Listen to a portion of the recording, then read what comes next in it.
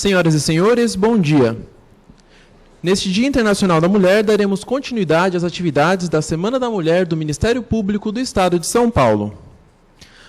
Para compor a mesa dos trabalhos, convidamos Excelentíssima Senhora Doutora Fabíola Sucasas Negrão Covas, promotora de Justiça, assessora do Centro de Apoio Operacional de Direitos Humanos e Direitos Sociais do Centro de Apoio Operacional das Promotorias de Justiça Cíveis e de Tutela Coletiva e diretora da APMP Mulher.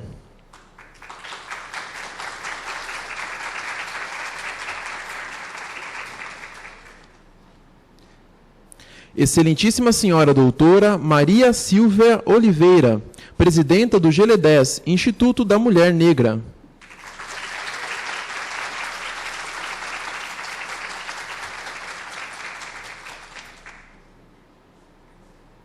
Registramos e agradecemos as seguintes presenças.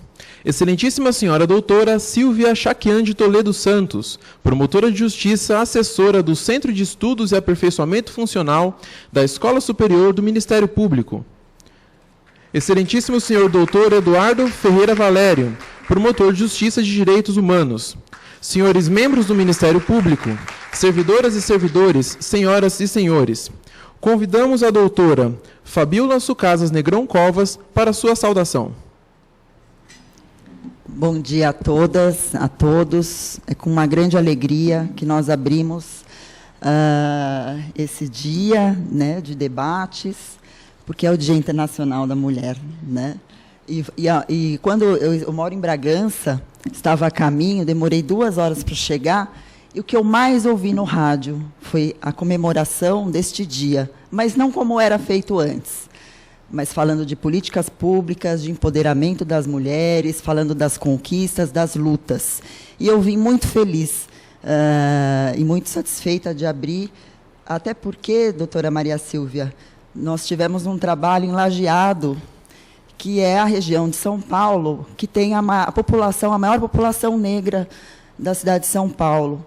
E eu entendo que é muito representativo estar aqui, porque nós somos mulheres e temos aí, sofremos diferentes formas de violência, mas devemos respeitar sempre as dores do outro, da outra. É com muita satisfação e agradecendo a presença de todos e todas, dos colegas, das colegas, doutora Silvia, doutor Valério, que abrimos, então, para que a doutora Maria Silvia Oliveira, presidenta do GLE10, faça a sua exposição sobre a apropriação cultural, discutindo a polêmica dos turbantes. Obrigada.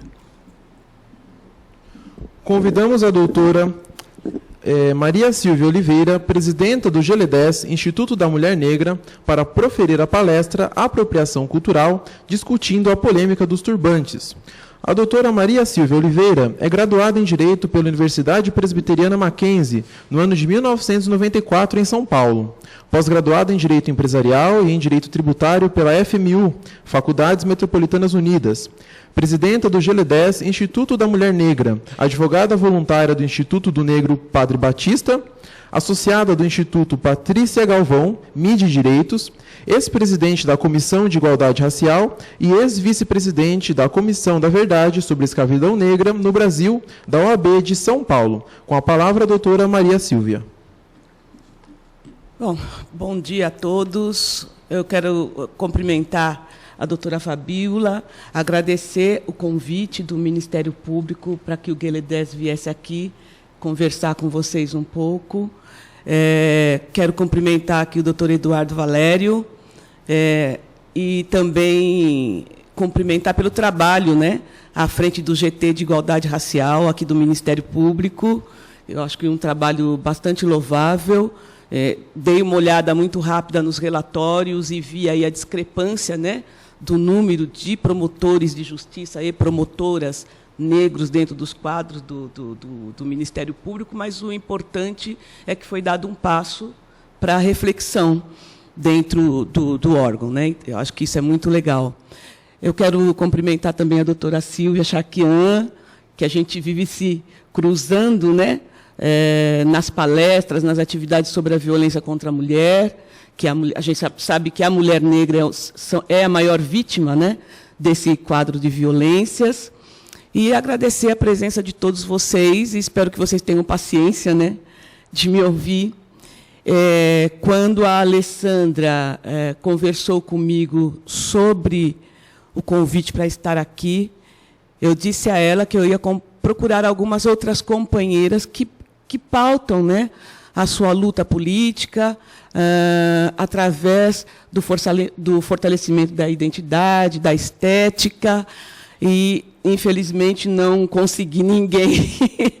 Falei, bom, então vamos lá, né? Vamos, apesar de não ser a área de atuação de GLE10, que a gente trabalha com outras questões, né, de violência contra a mulher, o que a gente chama de genocídio dos jovens negros. Vamos lá, vamos tentar explicar um pouquinho o que é essa tal de apropriação cultural. E aí a primeira pergunta que eu faço é se alguém aqui compôs o GT de trabalho de igualdade racial do Dr. Eduardo Valério. Sim, o senhor coordenava. Tá. Todo mundo aqui está familiarizado com a questão racial, com o que é raça, com esses conceitos mais básicos de... Todo mundo? Não? Então tá. Então vamos começar por aí. Eu vou passar muito rapidamente por esses conceitos e depois eu vou pôr um videozinho de um menino que se chama Murilo Araújo, do Rio de Janeiro.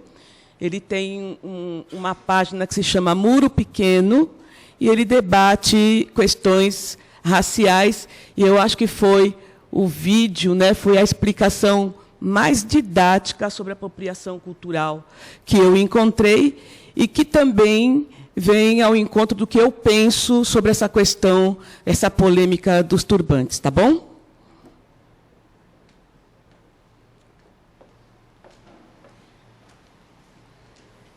Então, vamos ver se eu consigo.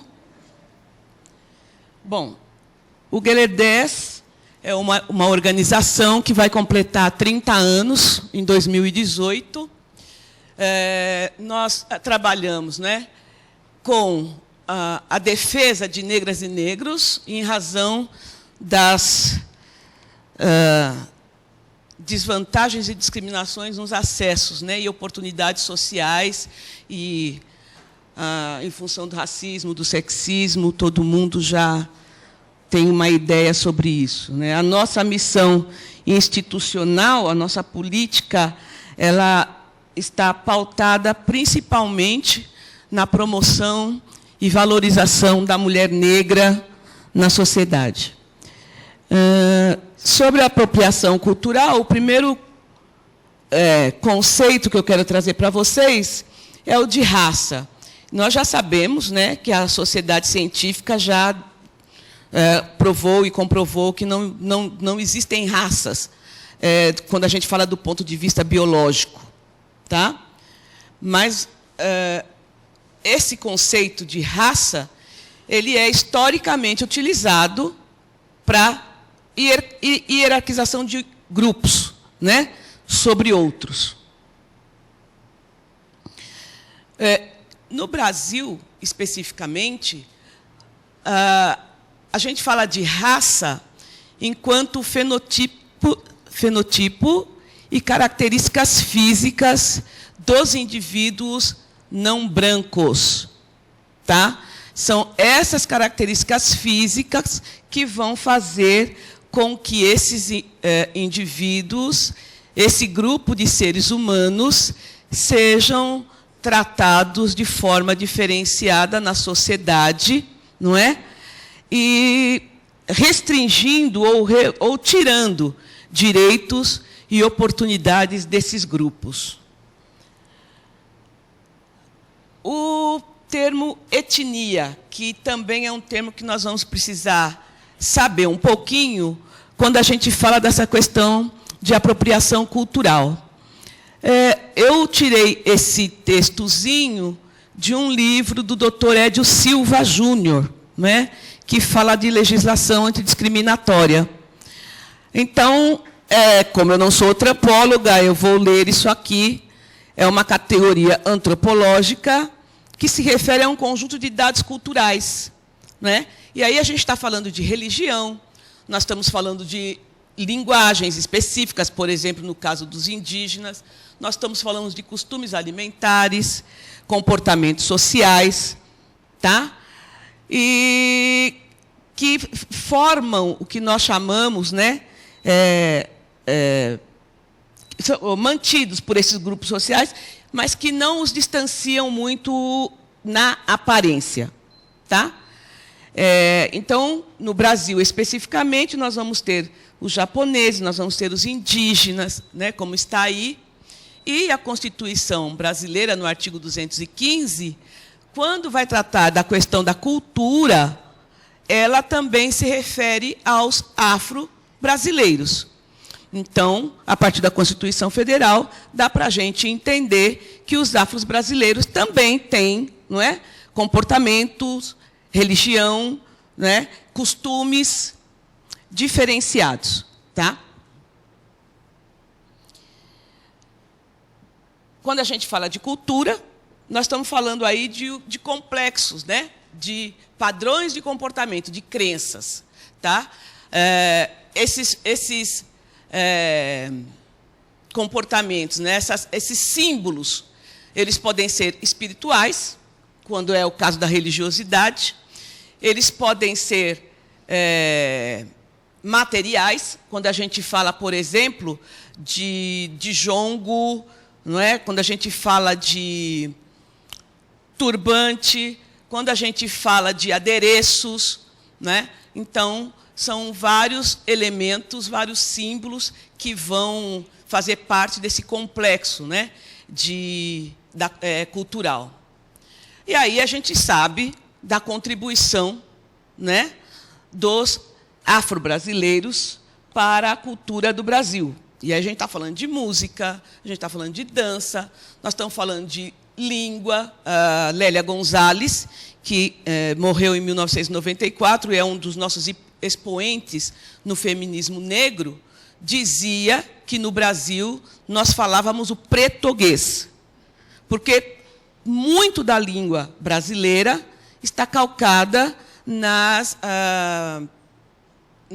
língua dos povos africanos que foram trazidos, né, que foram sequestrados de África para o trabalho escravizado aqui no Brasil, né? Bom, e o que é essa cultura negra? O que é essa complexidade de símbolos, não é, que nós utilizamos para fortalecimento da nossa identidade? Essa cultura é a construção deste nós, é a construção dessa identidade, é o fortalecimento da nossa humanidade, tá? Então, como eu já falei lá atrás, ele diz respeito a uma série de elementos. E aí pode ser a dança, a música, a cultura, a corporeidade, né? A estética, que aí a gente vai falar dos nossos cabelos, por exemplo, né? E é isso, né? É esse complexo cultural que vai dar para a gente, nós, negros, a vivência da negritude, tá? E isso é um texto da Nilma Lino Gomes, que até pouco tempo estava na presidência da CEPIR, né, antes na coordenação da CEPIR, e que trabalhou junto com a doutora Petronília Gonçalves para a instituição da Lei 10.639, não é, que obriga o estudo da África e do negro no Brasil. Alterou a Lei de Diretrizes e Bases da Educação com essa obrigatoriedade. E o racismo, né? O racismo, quem esteve participando do grupo de trabalho aqui do Ministério Público de Igualdade Racial, eu acho que entendeu, né? Porque o doutor Silvio Almeida esteve aqui, a Lia Weiner esteve aqui, e outros, né, para contribuir esse entendimento, né? O racismo é uma ideologia. é uma ideologia que foi criada aí por volta do século XV, né, para justificar a hierarquização de grupos, mas principalmente justificar a escravização dos povos, não é, indígenas e negros, mais os povos negros. Tem um documentário da BBC de Londres que é muito interessante, eu sugiro que vocês assistam, que se chama A História do Racismo, né?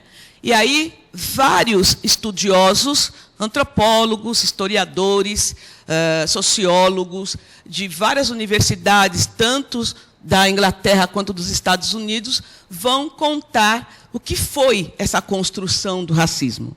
Tá? É muito interessante. Mas, acima de tudo, para nós, o que é esse racismo? O racismo é atribuir para determinado grupo aspectos negativos em razão de suas características físicas e culturais. Tá? Eu acho que, para nós, aqui no Brasil, isso é muito importante a gente ter esse conceito bem guardadinho. Tá? E é isso que vai, por exemplo, nos colocar nesse debate dos turbantes. Tá? E a Lia Werner também explicou bastante isso para vocês, ou pelo menos para quem participou desse GT de igualdade, essa questão da branquitude, né? Que, em última análise, os não brancos, né, se aproveitarem da sua cor da pele, fazerem valer a sua cor da pele, tá, para, no afã de, como eu vou dizer, de não perder os seus privilégios, tá? Não dar oportunidade e negar direitos para os grupos não brancos. Branquitude, em última análise, é um pouco isso. Tá? Essa sociedade que não negra, e aqui nós vamos chamar de brancos, não é? Que estão numa situação e num lugar confortável, não querem abrir mão desses privilégios, não é? Para oportunizar e para dar direito para o grupo não branco. Tá. Bom, e aí eu trouxe para vocês o videozinho do Murilo Araújo, que ele vai explicar um pouquinho o que é essa questão da apropriação cultural. Como a Alessandra falou que nós temos tempo, né? Então eu vou ver se eu acho o vídeo. Tá. Só um instante. Ela tinha deixado já fechado aqui. Não.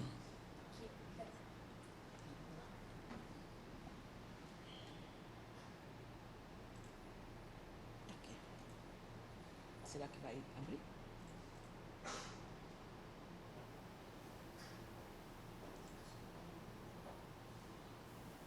Você pode até adiantar um pouquinho. Uma coisa que vocês deviam valorizar muito é que treino cultural e que tem usado a ideia de forma um pouco distorcida. O que é um problema, porque a questão da apropriação é uma questão importante que merece a atenção da gente, mas que acabou se esvaziando e se banalizando um pouco, caindo em um monte de indefinições e perdendo um pouco o sentido do debate. De um lado, pessoas perdendo a estribeira apontando a apropriação cultural em tudo. Do outro lado, gente dizendo que Uma música junto. Vou tentar abrir direto do meu. Vamos ver o que acontece.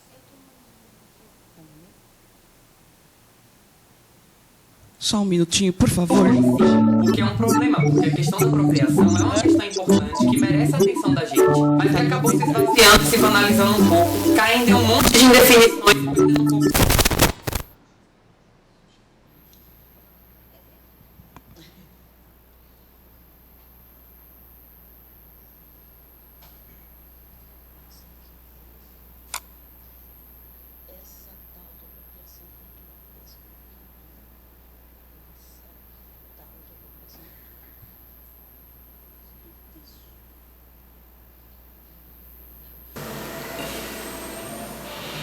Uma coisa que vocês deviam valorizar muito aqui no canal é o fato de eu gravar sem ventilador no calor do Rio de Janeiro.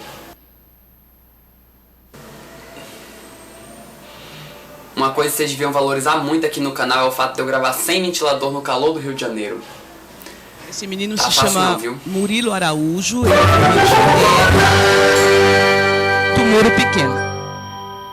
Vamos aqui falar sobre um assunto meio polêmico hoje, um assunto que eu já vi rendendo muita treta, muito desentendimento, que é a questão da apropriação cultural. Essa expressão que tá aí espalhada na boca de muita gente, inclusive gente que às vezes nem sabe direito o que é apropriação cultural e que tem usado a ideia de forma um pouco distorcida. O que é um problema, porque a questão da apropriação é uma questão importante que merece a atenção da gente, mas que acabou se esvaziando e se banalizando um pouco, caindo em um monte de indefinições e perdendo um pouco o sentido do debate. De um lado, pessoas perdendo a estribeira apontando a apropriação cultural em tudo. Do outro lado, gente dizendo que a apropriação cultural é uma bobagem, que esse debate não tem nada a ver. Acho que a gente precisa encontrar um ponto aí pra poder conversar. Primeira coisa é que a gente precisa estabelecer alguns limites pra essa nossa conversa sobre apropriação cultural. Porque a gente começou a ficar tão paranoico com essa questão que começou a transformar isso num debate muito mais raso do que deveria ser. Primeiro que a gente caiu numa essencialização meio rasa do que seriam coisas de negro que os brancos não podem tocar, em oposição a todo o resto das coisas que os brancos podem. E eu acho que não é isso. Em segundo lugar, a gente caiu no debate do pode usar isso ou não pode usar aquilo. Como se a gente realmente estivesse em posição de dizer o que as pessoas podem ou não podem usar, assim, arbitrariamente, sem contextualizar o debate. E aí, além disso tudo, a coisa se esvaziou de uma maneira que a gente começou a entender o termo apropriação cultural de forma muito literal, sem se preocupar com as questões sociais e culturais que estão por trás desse problema. Daí a gente começou a falar de apropriação cultural como se fosse qualquer ato de qualquer pessoa que incorpora qualquer elemento de qualquer cultura. Tem gente falando, por exemplo, que por essa lógica a gente não poderia mais usar o Facebook, porque nós somos brasileiros e o Facebook foi inventado nos Estados Unidos. Tem gente falando que se a apropriação cultural é um problema, então a gente não pode mais usar calça jeans. Outro dia aí eu vi até uma pessoa dizendo que Beethoven tinha composto uma melodia para violino e que então, pela lógica da apropriação cultural, essa mesma melodia não poderia ser tocada no piano.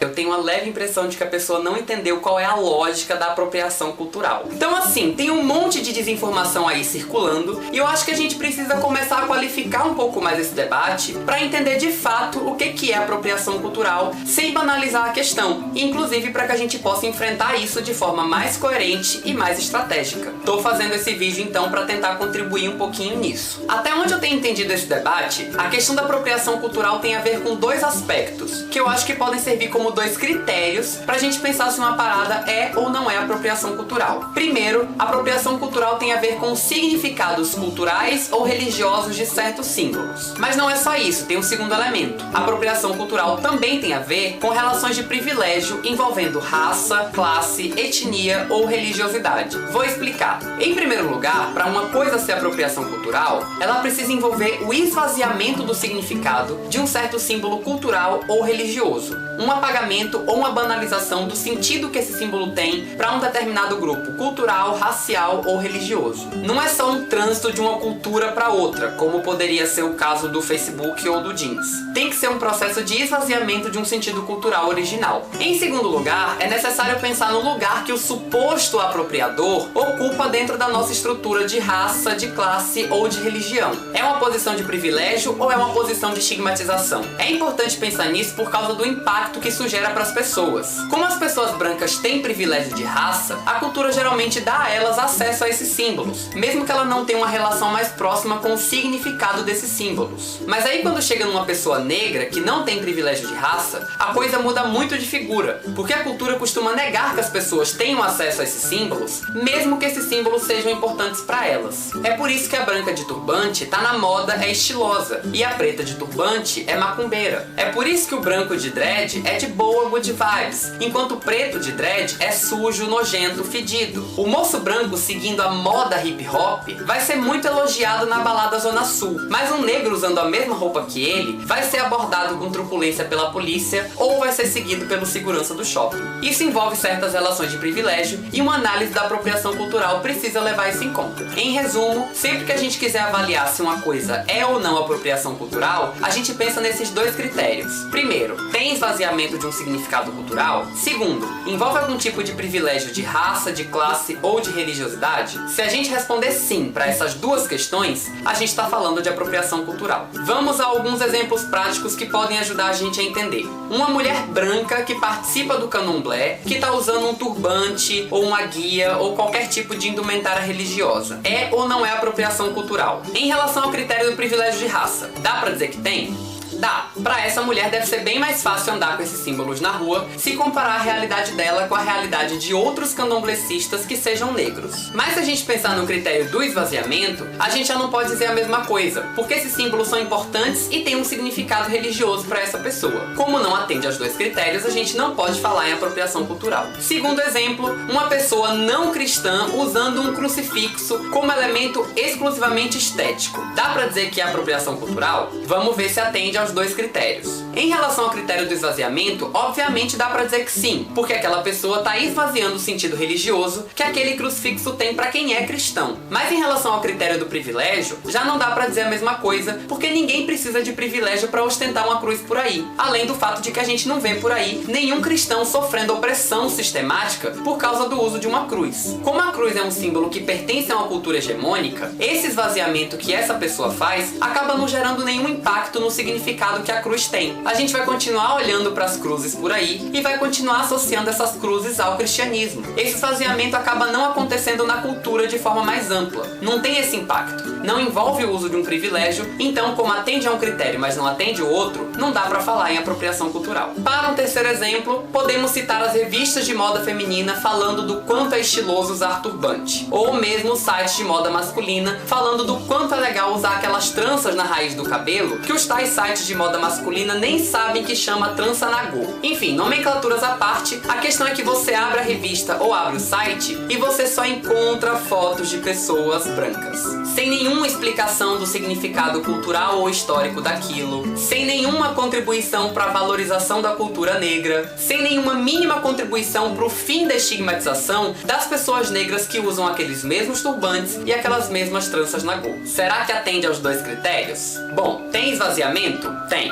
Tem uso do privilégio de raça? Tem demais. Porque essas pessoas podem se dar o direito de usar essas coisas sem ter que se preocupar com a violência que outras pessoas sofrem quando usam essas mesmas coisas, sem ter que se comprometer com o fim dessas violências. É só moda. Então aí a gente pode falar em apropriação cultural. E aí, para ficar mais claro, é bom destacar uma diferença fundamental que tem entre esse exemplo e o exemplo anterior da cruz. Se tanto a cruz quanto o turbante são formas de esvaziamento, o que tem de diferente? Por que a gente tem que considerar também a questão do privilégio? Por uma razão muito simples: os efeitos que esses dois gestos de esvaziamento vão ter no fim das contas. Como eu disse antes, pessoas usando cruzes apenas por estética não oferecem nenhuma ameaça ao cristianismo, porque o cristianismo já é hegemônico e não sofre risco de apagamento. Mas essa coisa muda muito de figura quando a gente chega no caso de culturas minoritárias, como é o caso da cultura negra, que já são constantemente estigmatizadas e apagadas. Porque todos esses esvaziamentos de turbantes, tranças e outros símbolos podem contribuir para um apagamento ainda maior na realidade dessas outras culturas. É aquela lógica que a gente vê muito aí hoje. É muito bacana usar coisa de preto, contanto que você não seja preto. É muito legal fazer festa de favela, contanto que você cobra um preço absurdo na entrada para os favelados nunca pisarem ali. Se a pessoa for preta ou favelada, é melhor que ela fique bem longe, para que a galera possa continuar fantasiando uma realidade glamourizada, sem ter que se preocupar com a violência que essa pessoa sofre. E é por causa dessas coisas todas que a apropriação cultural é extremamente problemática, porque o esvaziamento dessas culturas minoritárias é uma forma de perpetuar as violências que são impostas aos membros dessas culturas. coisas. Não se trata apenas de dizer o que pode, o que não pode usar. Não se trata apenas de dizer o que é coisa de branco e o que é coisa de preto. A questão é muito mais séria e muito mais profunda do que isso. Então assim, Chuchu, eu vou dizer pra você não usar turbante?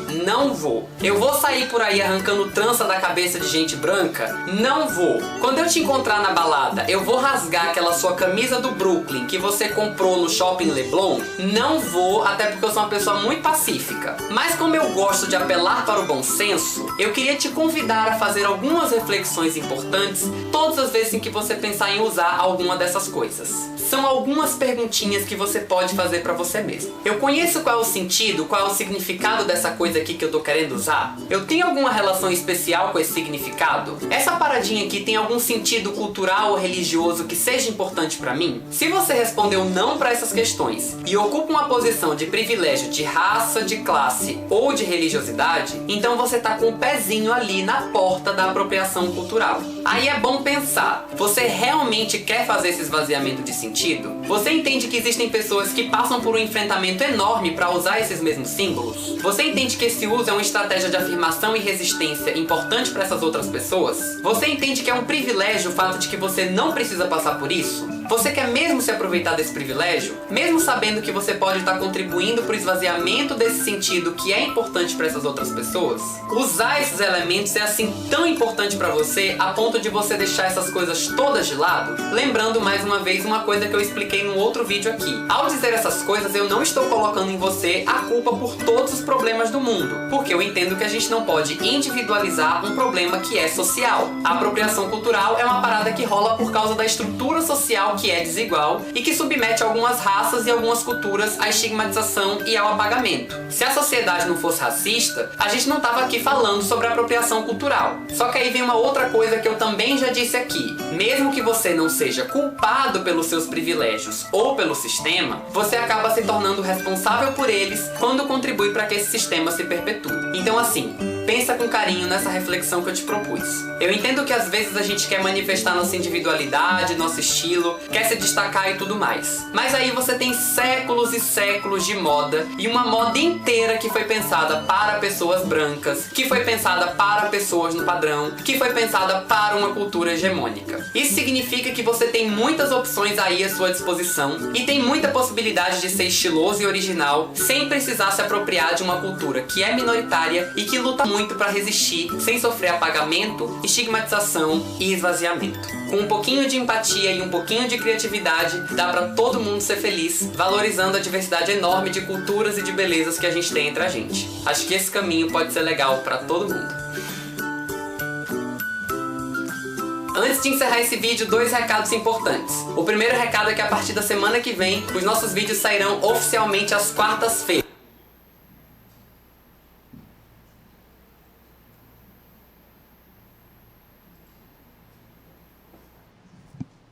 Na verdade, eu acho que eu até poderia, né, parar a minha fala por aqui, mas eu vou trazer mais alguns e abrir para vocês, mas eu vou trazer só mais alguns elementos para a gente pensar.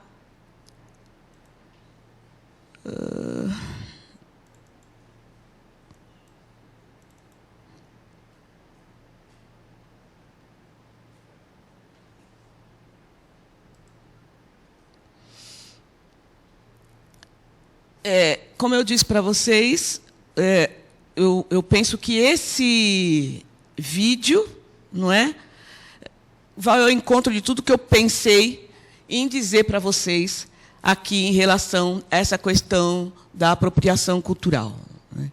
Então, qual é o espaço, né, da cultura afro-brasileira? Qual é o espaço dos afro-brasileiros na sociedade que a gente vive? Essa é uma pergunta.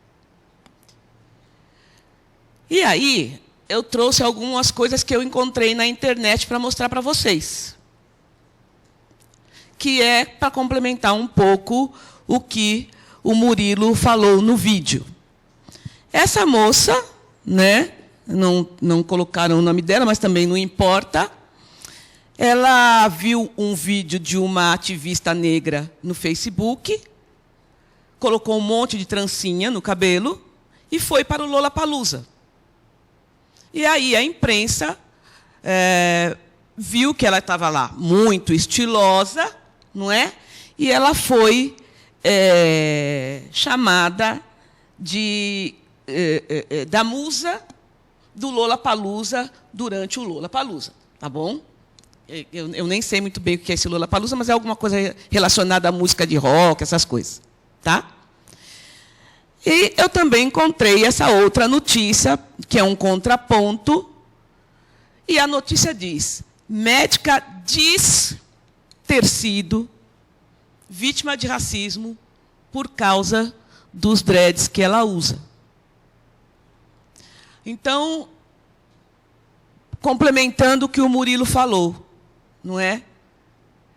Porque a questão, na minha visão, a questão não é por que as pessoas brancas não podem usar turbante, ou pessoas brancas podem usar turbante. Eu acho que a questão não é essa. A questão é por que as pessoas negras não podem utilizar e expressar os elementos característicos da sua cultura ou ostentar as suas características físicas sem ser discriminado. Eu acho que essa é que é a questão. Tá? E eu não vou falar aqui as inúmeras vezes que eu sofri discriminação entrando nos fóruns,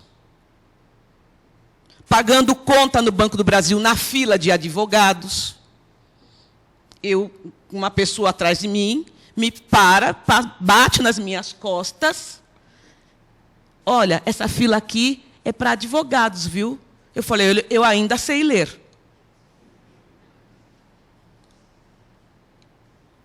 Porque uma mulher negra, não é? De cabelo blackzinho, não pode estar na fila dos advogados para pagar uma taxa. Não é? Então, eu acho que é isso que nós precisamos discutir. Eu vim até falando para elas aqui que os brancos, ou mulheres, homens que queiram usar turbante, que queiram usar tranças, é o menor dos nossos problemas. Né? Essa menina, foi um outro caso que eu achei, em Salvador, foi para a escola de turbante e a diretoria da escola não deixou ela entrar. Tá? E aí, os amigos nas redes sociais fizeram uma campanha e, no outro dia, estavam todos de turbante na escola. Certo? Bom, eu tenho um videozinho da cestinha aqui, mas depois, se interessar, eu vou passar para vocês depois. E aí, eu fui pegando na internet, como eu não sou muito boa com essa coisa de PowerPoint, né? Eu fui copiando e colando lá dentro Mas aí foram notícias que eu encontrei sobre mulheres e pessoas que foram humilhadas, discriminadas por estar usando seus penteados afros, por estar usando suas roupas afros. Faz coisa de 2 ou 3 meses, uma menina mandou um vídeo para mim, chorando, que ela tinha arrumado emprego na área de saúde, né?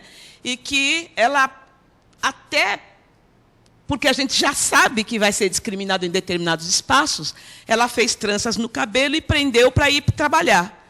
E a coordenadora falando, no áudio, não é, que aquele não era o padrão estético da empresa e que ela ia ter que dar um jeito no cabelo dela.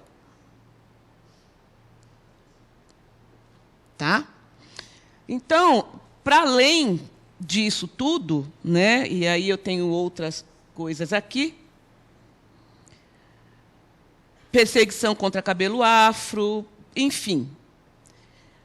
Denúncias de intolerância religiosa, tá? Que no ano de 2016, o ano passado, aumentou em 3.706%, né, os dados que eles trazem do ano passado. Por conta disso, o Enem abordou o tema da intolerância religiosa. Tá? Então, eu penso que... gente, Eu acho que a sociedade está na hora de sentar e discutir. E aí eu vou concordar com a Lia Weiner, nós temos que começar a discutir branquitude. Tá? Porque quando nós falamos de relações étnico-raciais, as relações pressupõem, não é, uma posição de um e de outro nessa conversa. Né? E aí, cada vez que a gente tenta trazer o assunto da questão racial, da discriminação que os negros sofrem, da falta de oportunidades que eles têm na sociedade, isso não é um problema nosso, isso é um problema de preto. Não, não é um problema de preto. Nós compartilhamos a mesma sociedade. Infelizmente, de forma muito, muito, muito desigual. Tá? E, para comprovar isso, eu trouxe aqui, até para a gente poder... Né, são charges do Maurício Pestana, tratando da violência racial. Tá? A gente tem aqui essa tragédia que é o extermínio dos jovens negros. Né? Quem acompanha o site da Anistia Internacional sabe disso. E a gente não vê nenhuma indignação assim mais enfática, né? Como aconteceu aí no caso da menina com o turbante, né? Empresa se mandando mensagens e tudo mais, né? No ano passado, o GLE10, Instituto da Mulher Negra, junto com a organização Crioula, no Rio de Janeiro, apresentou, nesta sessão da comissão da OEA, né, de Direitos Humanos, um dossiê falando da situação dos direitos humanos das mulheres negras no Brasil. Né? E os números chocam, né, em todos os sentidos. Né? Por conta dessa apresentação, a senhora Margaret Macaulay, que é a pessoa responsável pelas questões de direitos afrodescendentes na OEA, veio ao Brasil e passou por Salvador, São Paulo, Rio de Janeiro e Espírito Santo, salvo engano, para verificar e conversar em loco com as mulheres negras. E aqui em São Paulo, essa audiência pública aconteceu no dia 30 de setembro de 2016. E, assim, não tinha quem não chorasse durante a audiência pública por conta dos relatos das mães de maio, por exemplo, das mães das mulheres negras, gays, né, homossexuais, as filhas foram assassinadas, como a Luana, por exemplo, lá em Ribeirão Preto. Acho que, salvo engano, o nome dela é Mônica, que foi detida por policiais militares, é uma transgênero, que teve o cabelo cortado, que foi... Bom, enfim, né? O número de morte das mulheres negras, não é? Por violência doméstica, por mortalidade materna, violência obstétrica, ou seja, todos os tipos de agressão ou de agressões. Então, é isso, né, que a gente tem que discutir. Se a sociedade, se uma mulher branca ou querem usar turbante, né, como disse o Murilo, o debate é muito mais profundo. Né? São outras as coisas que nós temos que discutir. E quem somos nós para dizer quem vai usar o quê? Não é? Infelizmente, a sociedade brasileira tem esse poder em relação aos negros. Porque a menina, se ela não alisar o cabelo, ela não vai arrumar emprego, por exemplo. Ou se ela colocar um turbante, ou dependendo do tipo do cabelo que ela tenha, ela não vai entrar na escola, como aconteceu com alguns meninos aqui. Tem alguns casos, por exemplo, em Guarulhos, que a professora mandou a mãe do menino cortar o cabelo dele, porque... né? Sujo, atrapalha. não sabem pentear, coisas do tipo. Tá?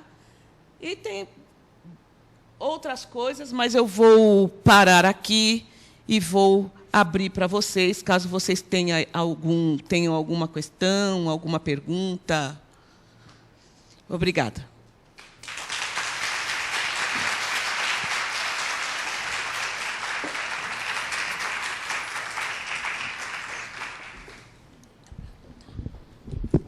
Se me permite, doutora Maria Silva, eu gostaria de abrir para os debates. Aqui. Não, pode usar. Eu, acompanhando a discussão nas redes sociais, me chamou a atenção o seguinte comentário de um internauta. Ele disse o seguinte, eu vou ler para vocês. Na boa, concordo com toda a opressão aos negros e apoio ações afirmativas e combate ao preconceito. Mas acho que misturar isso com usar ou não usar um acessório de moda em pleno 2017, é um desserviço à sociedade. Respeito total aos negros, mas censura para quem quer botar um pano na cabeça por deturpar valores. História da cultura negra é o fim da picada. Nossa cultura já saiu um caldo apropriado de tudo quanto é canto do mundo. Menos mimimi e mais respeito a todos, por favor. Por que eu separei isso? Porque o Felipe, ele começa a dizer que concorda, e concorda com toda a opressão e diz que apoia as ações afirmativas. Mas o que ele chama? Ele chama o turbante de um pano. Ele não coloca como um elemento da cultura. A ideia da globalização, dizer que é um acessório de moda, a ideia de que o direito da apropriação ele deve ser também de brancos, porque brancos também seriam descendentes aqui no Brasil, de alguma certa forma. A ideia de que a solidariedade fala mais alto, né? No caso, por exemplo, da moça de Curitiba, né? Sempre negando, de alguma forma, a voz daqueles que são detentores desta cultura. Eu entendo, eu percebo que não se enxerga que o uso desse elemento cultural, para o negro, é uma afirmação da raça. Mas, para o branco, é uma afirmação de moda. Vejam a diferença de valores. E é isso que, ao meu ver, eu penso que deve ser discutido. O trabalho que nós fizemos em Lajeado foi um trabalho de empoderamento das mulheres, com agentes comunitários de saúde. E houve uma grande mudança de comportamento, no início do trabalho ao final do trabalho. Mulheres que antes alisavam seus cabelos, ao final, elas deixaram de alisar os seus cabelos. Porque o projeto, o trabalho, foi um projeto de afirmação de autonomia, de autoestima. E isso não pode ser discriminatório. Pelo que eu percebo, o privilégio dos brancos, ele deixa os brancos cegos. Né? Essa questão da branquitude deixa os brancos cegos, a ponto de não compreender o verdadeiro significado da apropriação cultural. Aí vem a minha pergunta. O racismo, apesar das pessoas dizerem que não são racistas, mas, a fundo, ele é tão negado pelos brasileiros a ponto de tornar invisível a apropriação cultural como uma invasão? Eu penso que sim. Nós temos um problema. O racismo é um problema, né? É um problema, e hoje a polarização disso, as pessoas não têm sequer mais receio de exteriorizar o racismo. Esse comentário, eu acho que foi o mais tranquilo que você encontrou, Porque as coisas que falam são absurdas. São absurdas. Eu não sei se é porque as pessoas pensam que lá da internet elas podem falar o que quiserem, porque elas estão atrás, né, ou de um celular, estão protegidas de alguma forma. Então, é bem isso, o racismo cega, mas, como diz a Lia Weiner, não é só o racismo. É você saber que você está numa posição que você vai poder dizer o que você quiser e que a sociedade ainda vai aplaudir, não é? Esse privilégio, esse lugar que a sociedade branca se encontra de estar acima, não é, da outra pessoa, de se sentir superior mesmo, né? Isso cega, né? Isso é um poder, vamos dizer assim, que cega. Muito bem. Agora eu gostaria de abrir aqui a palavra para a participação do público. Esse é um tema muito polêmico, até porque a palavra apropriação, muitas pessoas, até estamos num ambiente de promotores, né? A palavra apropriação ela é utilizada para a prática de crime, né? Exatamente. Então, isso, de uma certa forma, incomoda as pessoas, porque elas não querem ser, taxadas de criminosas ao usar os elementos de raça, mas é justamente por essa cegueira, por não compreender, não enxergar o espaço do outro. Que essa apropriação que a gente está falando aqui mas eu acho que é um estudo da questão de antropologia, de sociologia. Para a gente da área do direito, é meio complicado pensar isso, né? Por isso que eu falei para a Alessandra que na verdade, eu não tenho aprofundamento do tema apropriação. Mas, lá no GLE10, há 30 anos, nós trabalhamos com discriminação racial, com racismo, com preconceito, com violência, né? E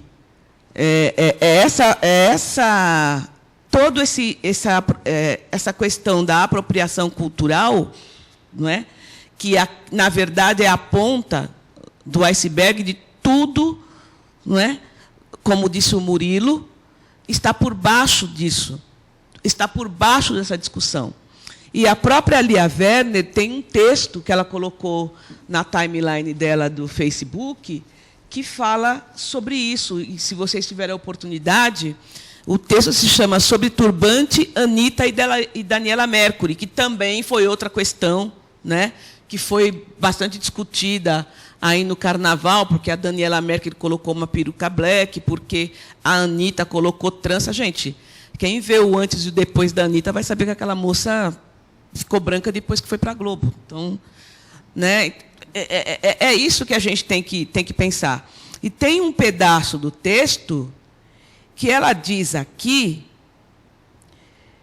que o que está acontecendo um pouco hoje é o medo branco. Ela usa esse tema, né? Ela fala assim: cabe pensar que estas reações... Eu vou por óculos que eu já não enxergo. Desculpa. Vamos lá. O que ela fala aqui? Em geral, as pessoas que reclamaram que não poderiam mais usar turbantes nunca usaram ou pensaram em usar um. De qualquer modo, o que aconteceu é que, em algum momento desse debate, brancos foram racializados.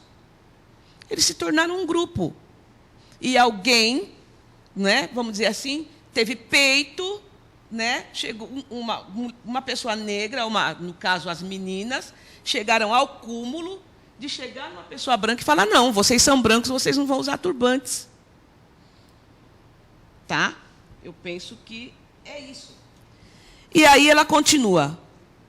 Nesse sentido, né, esses brancos foram entendidos como um grupo social do qual sempre foram entendidos negros e índios no Brasil, e um grupo no qual algo pela primeira vez foi interditado. Tá? E aí, só para terminar esse parágrafo, cabe pensar que essas reações no início do século XXI repetem e dão continuidade ao medo branco do período da abolição e pós-abolição. apontado pela historiadora Célia Maria Marinho de Azevedo, no livro Onda Negra, Medo Branco, o negro no imaginário das elites do século XIX. Então, se a gente for pensar bem, né, com essas conquistas, que ainda que muito poucas, né, os movimentos sociais e o movimento negro conseguiu alcançar com a questão do ProUni, com a questão das cotas nas universidades. Nos últimos 10 anos, o número de negros e negras na universidade aumentou, né? Ainda que não sejam graduações, cursos de graduações, das carreiras que chama-se elite, né? Direito, medicina, odontologia, engenharia, né? Ainda que não sejam essas carreiras, o número de negros vem aumentando. E isso coloca esses grupos, e aí eu vou dizer raciais, mas só para exemplificar, numa disputa de lugar, numa disputa no mercado de trabalho, não é? Numa disputa que antes não existia, porque a cota é de 100% para brancos. Tá? Então, eu acho que é isso que nós temos que pensar, né? E, como eu disse, e a Lia fala aqui no texto dela, né? O debate não é sobre turbante. A questão é a tensão social que existe entre esses grupos e que, infelizmente, a sociedade brasileira, e eu vou falar a sociedade brasileira não branca, ou melhor, não negra, não quer enxergar, não quer tratar, não quer discutir.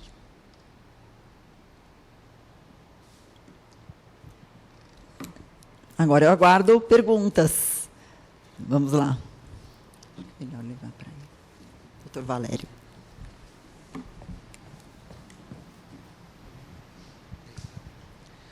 Bom dia a todas e todos. Queria cumprimentar a Maria Silvia pela palestra, agradecer a presença e dizer que essa questão da apropriação cultural, por conta desse episódio da moça com o turbante que foi abordada, ela foi discutida no Brasil nesses últimos dias de uma maneira passional, como tem sido todas as discussões de tudo que acontece no país nos últimos meses, né? Dos textos mais interessantes, acho que aqui muitos devem ter lido, foi a carta que a colunista do El País Brasil, a Eliana Brum, escreveu à moça do turbante, não é? Longa e prolixa, como é a característica dessa genial colunista Eliana Brum, mas muito rica de conteúdo. Mas talvez ela não tenha conseguido a clareza e o didatismo deste rapaz, que eu não conhecia, do vídeo. Ele coloca a questão de uma maneira didática muito clara. E aí, trazendo para o trabalho acadêmico da Lia, que esteve conosco aqui no MP, foi, de fato, um momento importante na história recente da instituição, aquele debate, e que está disponível no YouTube até hoje, para quem quiser assistir, né? A presença dela lá em cima no nosso auditório. E, trazendo para essa discussão, eu queria colocar, Maria Silvia, ouvi-la a respeito disso, que essa questão da apropriação cultural ela só faz sentido se colocada no cenário do racismo. O racismo, entendido no seu avesso, da branquitude, as posições de privilégio de classe e de raça ou de etnia da população branca brasileira, enraizadíssima, cada vez mais enraizada nesses seus privilégios.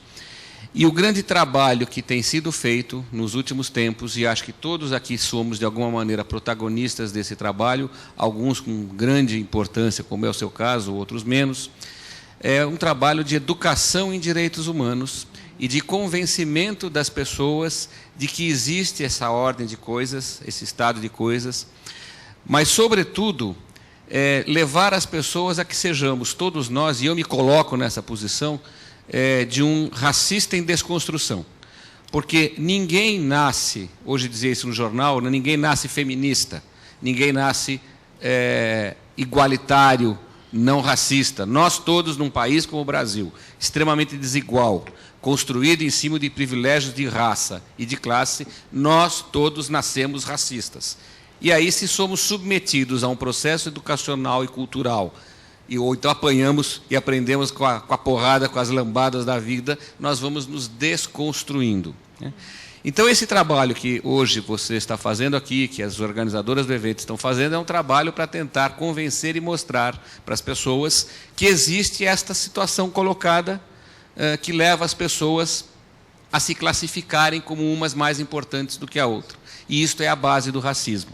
Quer dizer, nós não vamos conseguir superar inteiramente o racismo enquanto nós tivermos uma sociedade baseada numa ordem econômica que classifica as pessoas e que faz ranking de pessoas, uns são mais importantes do que o outro, uns são mais incluídos do que o outro, uns têm mais direitos do que os outros. Isto é um trabalho de educação. Mas aí vem a pergunta e é o ponto mais desconfortável.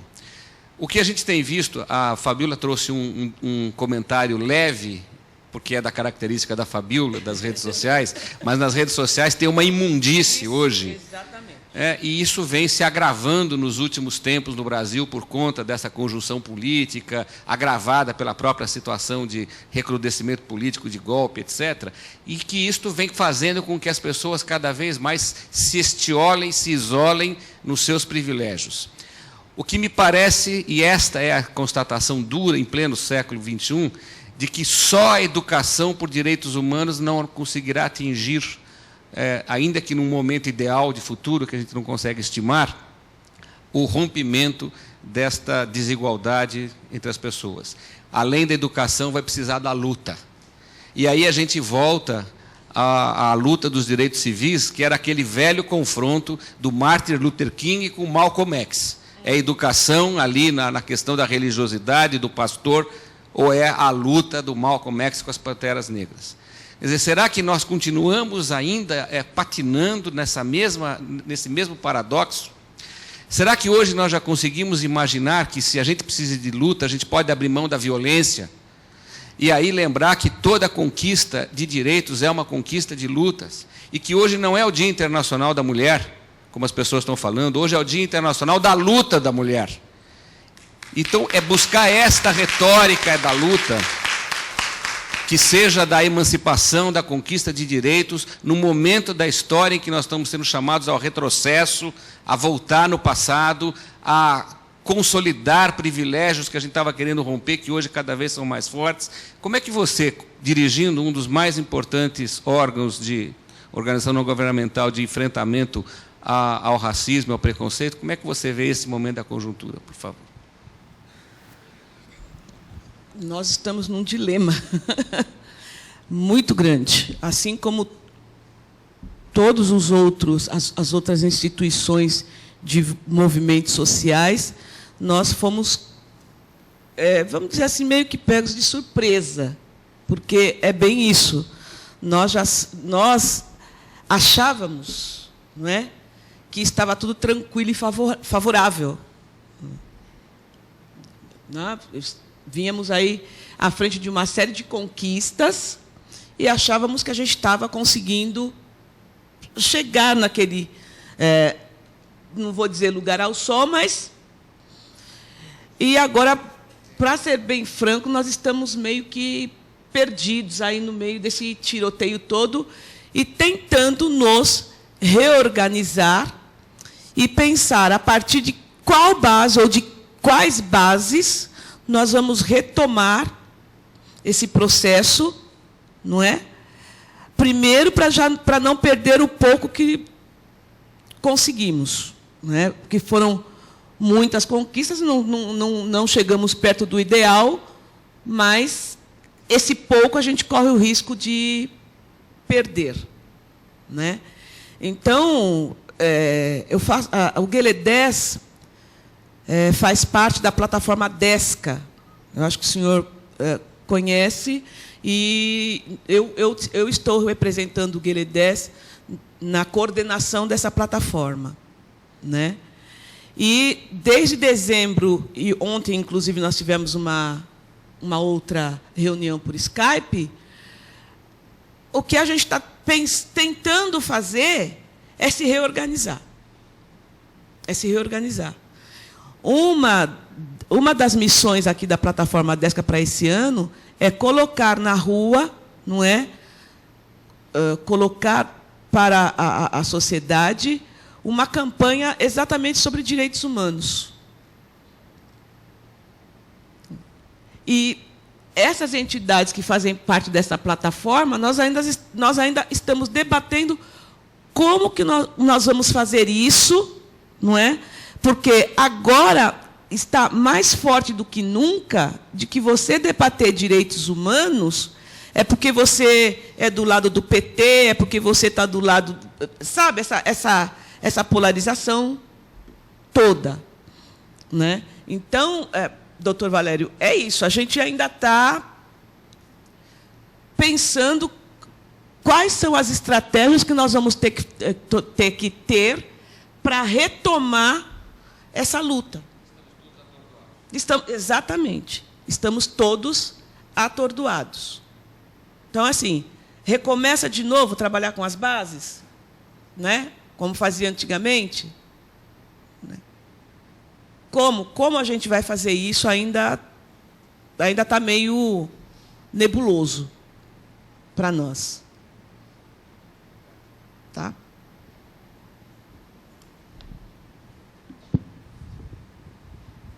Boa tarde, professora Maria Silvia. Meu nome é Eunice.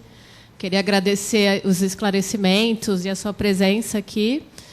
E, na mesma linha do Dr. Valério, de agradecer aos homens que estão presentes e lembrar as mulheres que, por mais que a gente receba parabéns, é hora de resistência. É hora de ir para as ruas, não sermos solidárias umas com as outras, não aceitarmos sermos violentadas ou reprimidas pelas roupas que vestimos. E está na rua. Hoje é dia 8 de março, é dia de luta. Eu adorei o adesivo que a comunicação fez.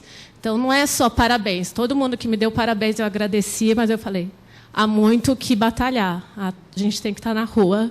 E hoje, a partir das 3 da tarde, tem concentração da luta da Marcha das Mulheres, Internacional das Mulheres.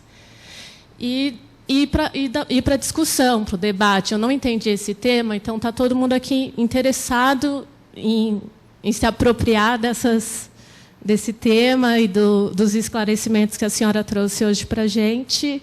E se também, ao mesmo tempo que, quando eu vejo nas mídias muito banalização, qualquer coisa que você fale, as pessoas usam esse termo mesmo, você está de mimimi, você está de frescura. Mas eu penso que os grupos minoritários, não somos minoritárias, mas como poder, né, econômico ou ideológico, somos oprimidas, sim.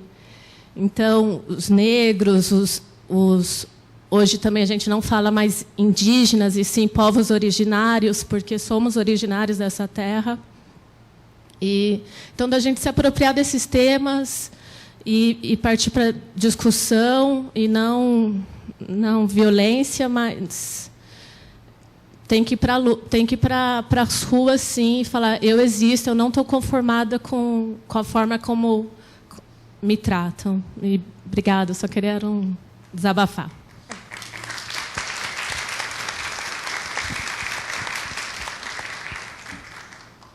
Então, mas eu só vou falar essa questão do mimimi, né?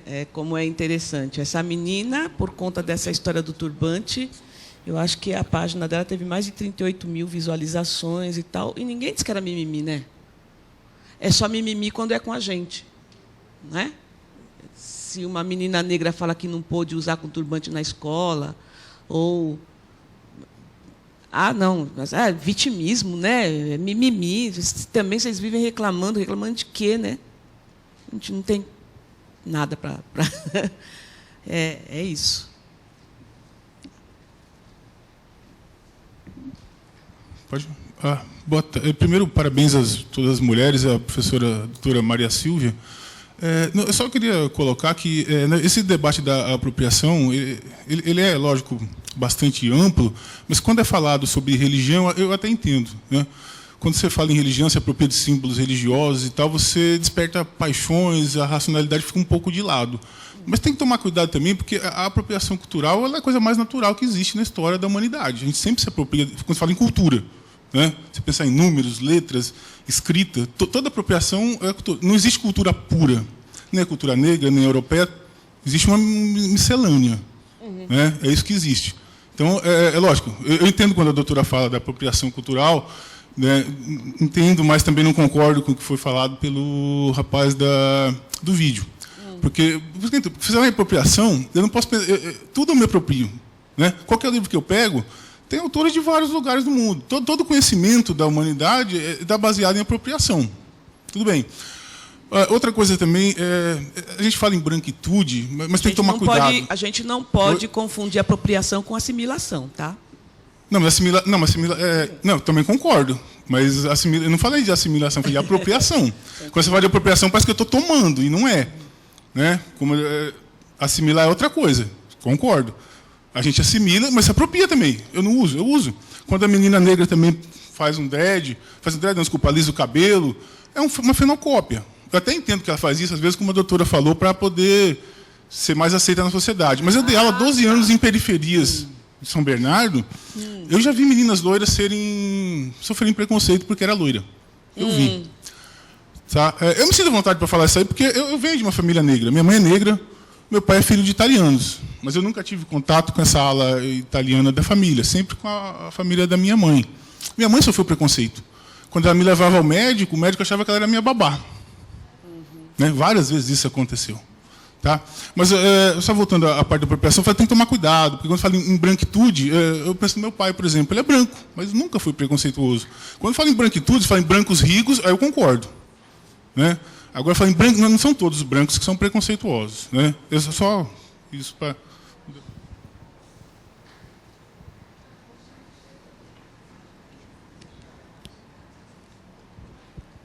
Mais alguém?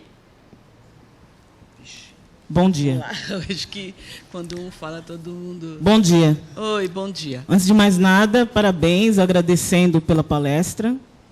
Eu queria falar duas coisas. A primeira é, a pessoa que foi relatado no fato com relação ao turbante, o que agravou a consequência das discussões foi o fato dela ter dito que ela era pessoa que estava portando um câncer.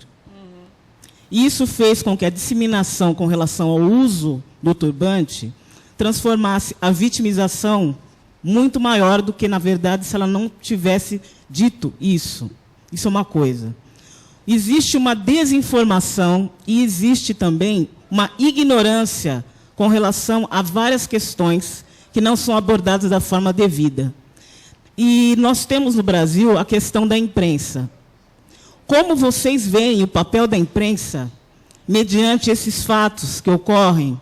E a imprensa, no momento, não faz o papel dela, que seria o debate de todas as partes para esclarecer o maior número possível da população, tendo em vista o alcance que a mídia tem ainda nesse país e o quanto ela pode colaborar com relação ao pensamento nesse país. Então, qual é o papel da imprensa nesses fatos? Infelizmente, nós percebemos que existem grupos que não estão dispostos a discutir realmente as questões que fazem com que o Brasil se olhe como Brasil. Então, como é que vocês veem o papel da mídia nessa questão do racismo e nessa questão específica relacionada à questão do uso ou não do turbante que emanou durante um mês nas redes sociais? Bom, a minha percepção da mídia a mídia está dentro dessa estruturação, não é, do racismo e do machismo no Brasil.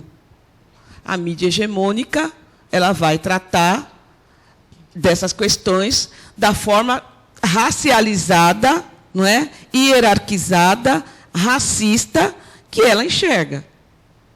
Tá certo? Né? Quem tem assistido à Globo ultimamente, tem assistido o programa Encontro, por exemplo, tem visto aí a visibilidade que a Fátima tem dado para algumas questões raciais. né? Mas alguém viu um debate mais profundo sobre questão racial no programa Encontro? Eu, pelo menos, não vi. Tá? Mostra lá a Carol Conká, leva a menina, a Sofia. Mas como será que a Globo trata a questão racial dentro das suas organizações? Né? Então, na minha visão, a mídia ela só colabora para acirrar o debate. Né? O que eles querem é audiência. Então, essa menina, eu não a vi na televisão, tá? Eu não vi. O debate que eu vi foi realmente nas redes sociais. Eu não a vi na televisão. Mas, se tivesse ido para a televisão, seria mais um personagem. Teria sido trazida para ser explorada enquanto fato midiático.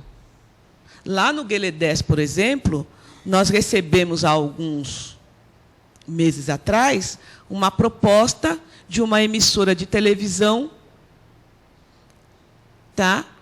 Para a gente passar para eles os casos de violência doméstica que nós recebêssemos, para que eles pudessem fazer a divulgação e trabalhar esse tema na televisão. Mas, se é para trabalhar do jeito que o Datena e o Marcelo Rezende trabalham, a questão de violência contra a mulher e violência doméstica, a gente dispensa. E nós, evidentemente, não aceitamos o convite. E, assim, nós já temos como um ponto, né, pacificado na organização, que para determinadas emissoras de televisão nós não falamos. Tá? 20 de novembro, a Rede Record chama a gente para falar sobre a questão racial, por exemplo. Só que quem é o dono da organização Rede Record? Por que é que eles colocam uma novela na grade televisiva deles, Escrava Mãe, que fala, né, sobre o período da escravização do negro, e a senzala deles não tem tambores? Alguém assistiu essa novela, percebeu isso? Eu não tenho por hábito, né, assistir novela, assistir televisão, mas me chamaram a atenção para isso e eu fui ver. Quer dizer que, assim, todo mundo sabe, né? Todo mundo sabe que na história da escravização, o negro, quando saía da lavoura, daquele trabalho pesado e parará, ele ia lá reverenciar os seus orixás, pedir proteção, pedir, né? E o elemento característico e cultural da religiosidade desse povo são os tambores. Como é que você consegue fazer uma novela, falar de escravo e não ter tambor?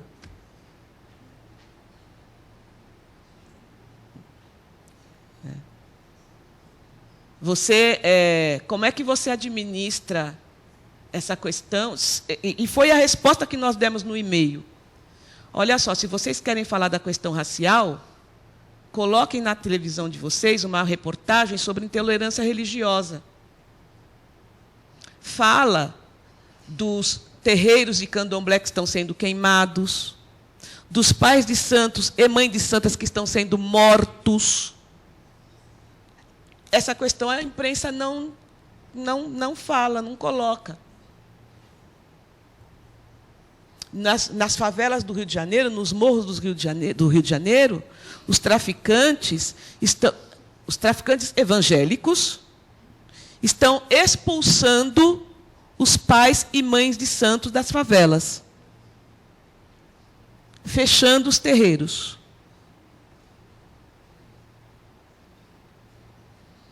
Então, a mídia é isso. A mídia, ela quer audiência, não é? Ela quer fatos midiáticos que elas possam jogar para os telespectadores. Eles não querem fazer um verdadeiro debate do que é a questão racial, do que é racismo, nada disso, né? E, gente, não se enganem. Colocar 3 ou 4 negros numa novela não quer dizer que a Globo acabou com o racismo no Brasil. Tá? Não quer dizer isso, não. Se vocês prestarem atenção nas novelas que estão passando agora, são negros que não têm família, que você não sabe de onde veio, não sabe para onde vai.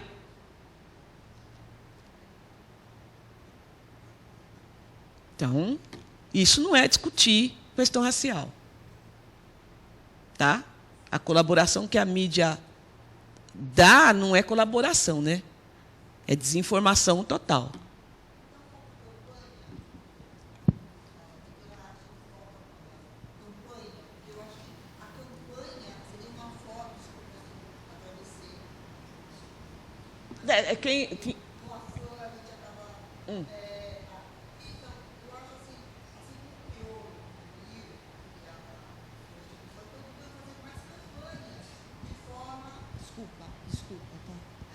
Então, eu acho que o que está faltando, no meu ponto de vista, tá, são mais campanhas das instituições, assim, do Crioulo, do Rio, e daqui de São Paulo da Sua, para que a população, de uma grande massa, tenha mais conhecimento. Porque eu acho assim, a ignorância é falta de conhecimento.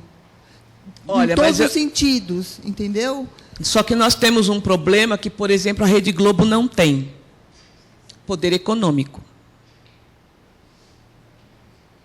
Eu fui fazer uma gravação para o Canal Futura, sexta-feira passada, né, para falar sobre feminismo negro. Vai passar hoje à noite, se vocês puderem assistir. Sensacional, sensacional. Gente, eu estava conversando com uma outra menina da organização, a Soelaine.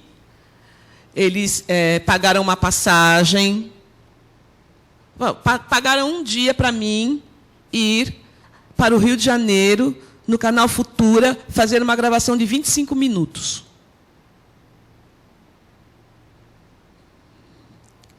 Nós não temos dinheiro, né? As organizações dos movimentos sociais, e principalmente o movimento negro, não temos dinheiro. Nós vivemos e mantemos a nossa organização pelos projetos que nós conseguimos emplacar nos financiadores estrangeiros, porque o GLE10 não trabalha com dinheiro nacional.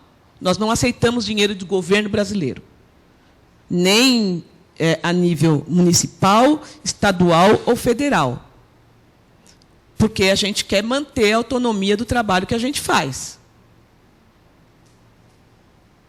Então, todos os projetos que nós temos são nesse sentido, e são financiados desta forma. A Fundação Ford, a Fundação Kellogg's. Recentemente, não tão recentemente, em 2014, nós ganhamos um concurso do Desafio de Impacto Social do Google para desenvolver um aplicativo para proteger mulheres de violência doméstica. A doutora Silvia Charquinha, que estava aqui, até conhece o trabalho, né? Então, nós recebemos valores pontuais.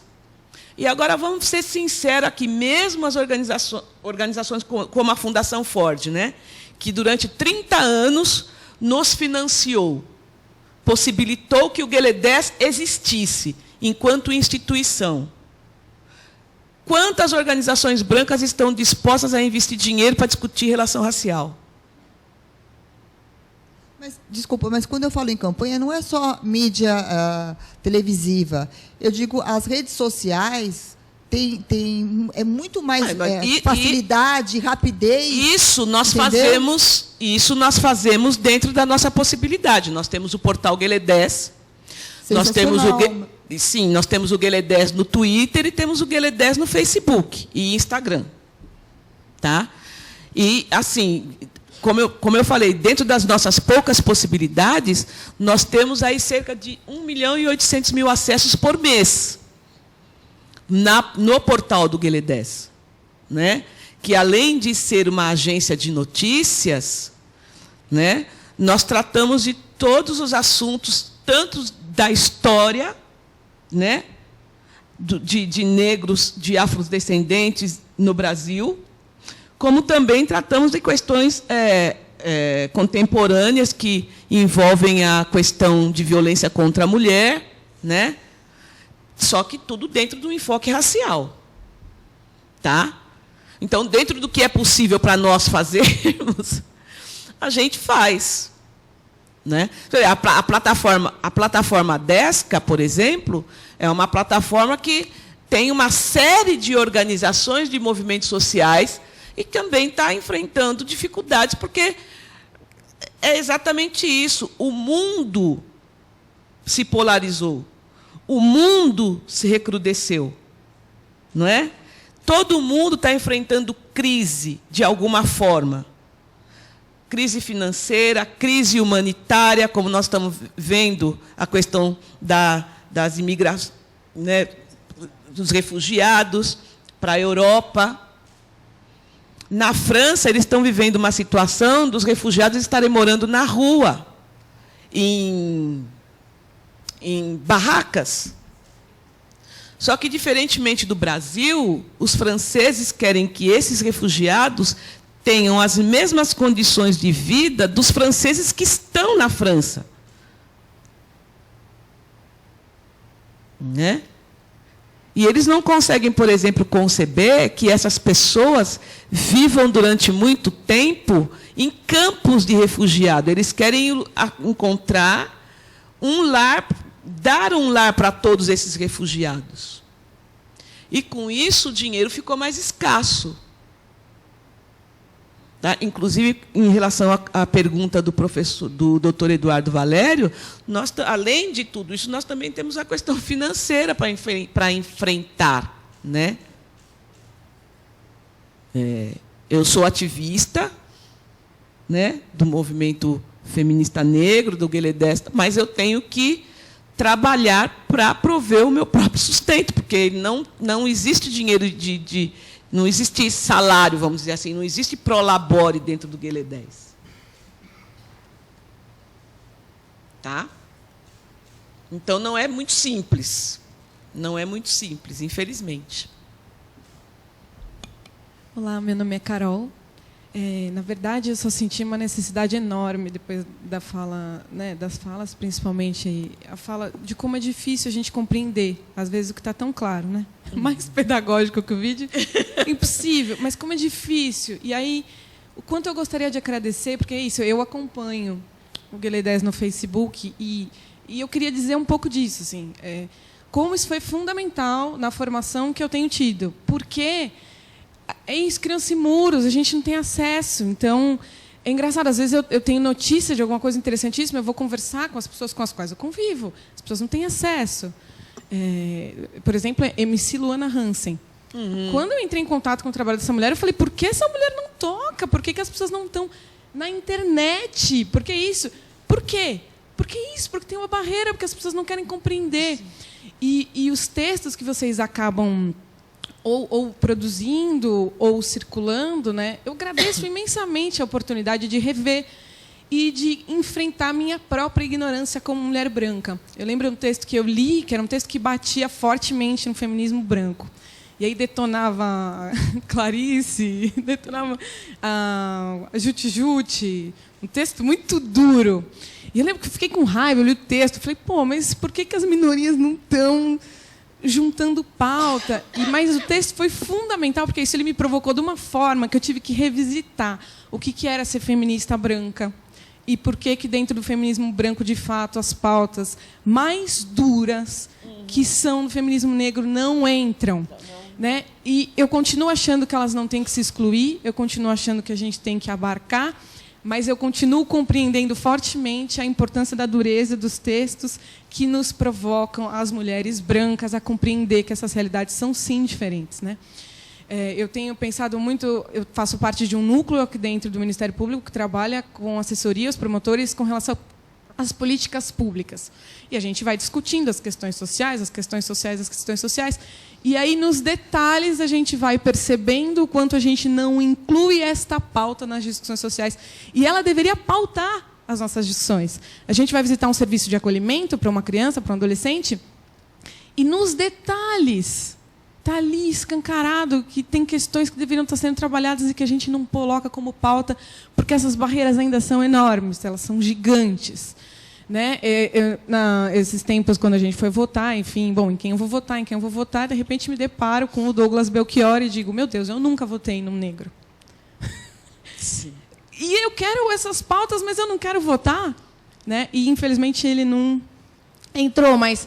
E aí eu comecei a seguir um pouco, e aí, por ele, foi a primeira vez que eu entrei em contato com a grande polêmica dos turbantes, porque eu estava muito atordoada com tudo que eu estava vendo na internet. E aí ele reposta o texto de uma ativista negra e que se diz marxista, e o texto dela é marxista, do começo ao fim, onde ela vai trazendo de uma forma até difícil para a gente compreender. Eu posso procurar aqui e já te falo o nome dela, porque eu li por ele. Mas ele reposta um texto dela, depois eu vou procurar. E o texto mexeu comigo loucamente. Eu falei, meu Deus, a apropriação cultural é algo muito maior do que... Porque eu até passei aqui para a Alessandra vou procurar. Os que eu encontrei mais interessantes, né, mais eu centrados. Tentei achar, né? mas eu não entrei. Então, tem a Ana Maria Gonçalves, que eu passei para ela. Elaine Brum, eu não passei.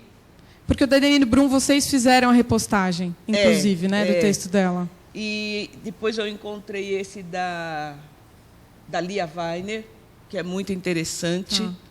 Né? Eu vou procurar e depois eu isso. falo. Agora, por exemplo, essa questão das políticas públicas é uma pauta muito cara para nós, né?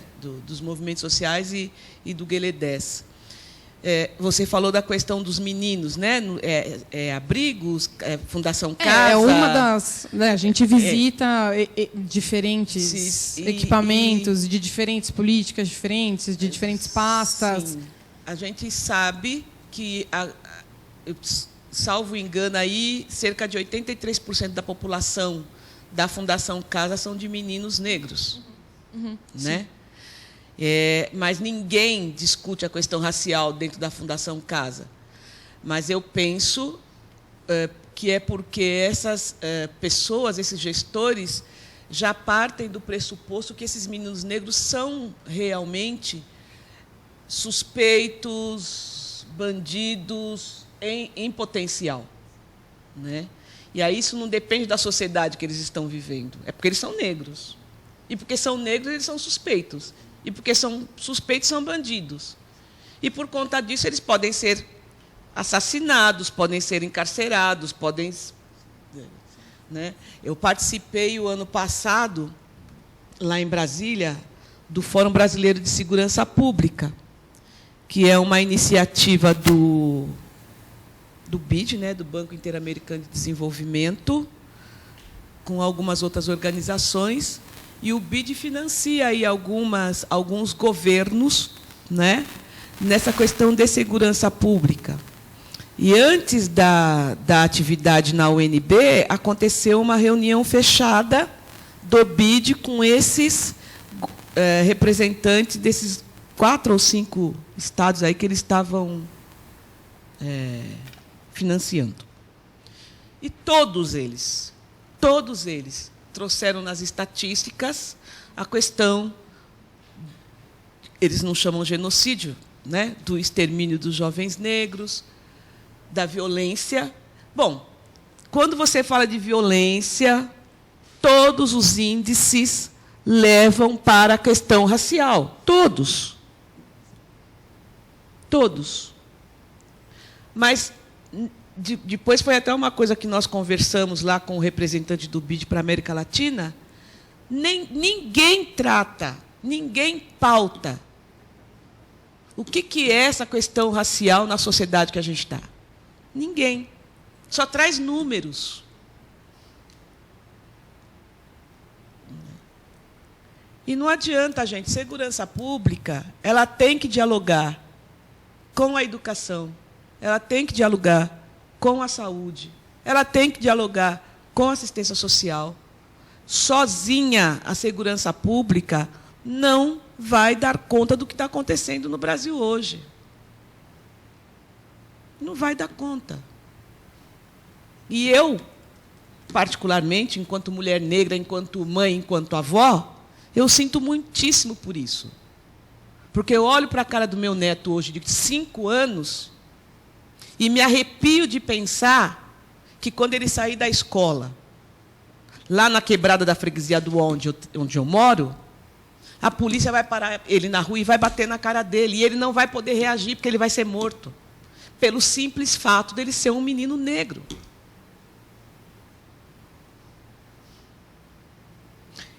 E o que me espanta é que só nós é que vemos isso, ninguém mais vê, ninguém mais percebe, ninguém quer falar sobre isso, ninguém quer discutir isso.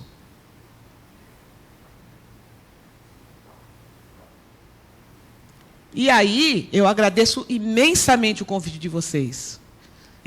Parabenizo o trabalho do Ministério Público. As pessoas fazem esse auê por causa de um turbante.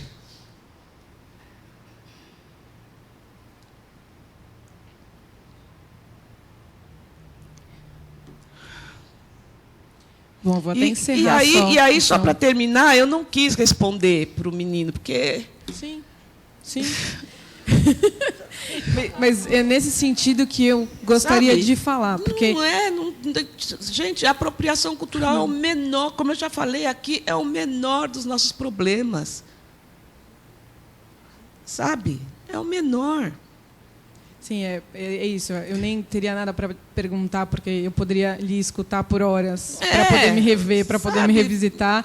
Então, eu senti vontade de só de lhe agradecer. Se depois de tudo que ele escutou aqui, ele não entendeu, não é que ele não entendeu. A sociedade tem uma barreira para tratar dessas questões. Não é que ele não entendeu, ele entendeu perfeitamente.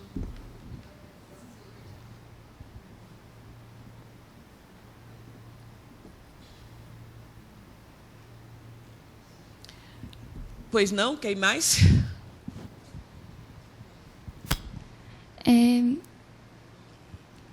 Primeiramente, agradecer, né, a sua fala, ela é riquíssima.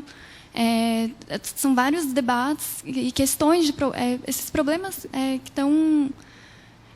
com essa sua última fala, acho que eu não teria nem mais o que comentar, né? Acho que a fala do menino, ele trouxe uma comoção de, poxa, foi tão didático o vídeo, e disso, ele não é que ele não entendeu, e aí ele menciona, né, nosso povo tem essa miscigenação, acho que a Lina Schwartz, o Gessé Souza, ele já mencionou isso, né, a identidade do povo brasileiro, ele é trazido como um povo miscigenado, e aí acontece da ideia do embranquecimento, né, então, é o que a promotora Valéria comentou, né, de a invisibilidade dos negros, o problema do racismo como um não problema, como se tudo estivesse resolvido por conta dessa miscigenação. E aí acho que nos últimos anos a gente vê um movimento crescendo, uma resistência negra, um movimento...